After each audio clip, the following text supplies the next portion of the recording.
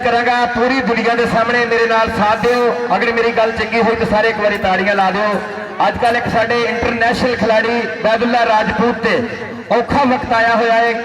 Federation ने साडी जिहड़ी kabaddi federation आ उन्होंने उहदे ते बैन करन दा ऐलान कीता है। अगर आवाम चाहती है कि वह बैन ना होवे तो एक बारी ताड़ियां मार के दस दे कमेटी नूं कि वह बैन नहीं होना चाहिए। तो ताड़ी वजदी रहनी चाहिए।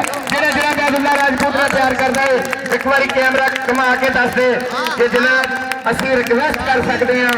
असीं क्योंकि एक अदारे के खिलाड़ी हाँ, इंटरनेशनल प्लेयर हाँ, असी आवाम के अगे ये अपील कर रहे हैं कि साडी कमेटी जिहड़ी है साडी अपना फेडरेशन और बैदुल्ला राजपूत नूं एक वार्निंग देवे, दसे कि पुत्र ये काम चंगा नहीं, दोबारा नहीं करना।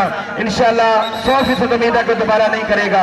और ये साडी आवाज़ एक कैमरे के राही साडी पहुँच जाए फेडरेशन तक, कबड्डी फेडरेशन कि उस बंदे के उत्ते बैन ना किया जाए, सिर्फ उन्होंने एक वार्निंग दी जाए। बहुत शुक्रिया जी कमेटी का और साडे राणा सरवर साहब और जनाब शाफे साहब कि उन्होंने हमेशा कबड्डी को प्रमोट किया है और बड़े बड़े टूरनामेंट कराए ने। लेकिन इस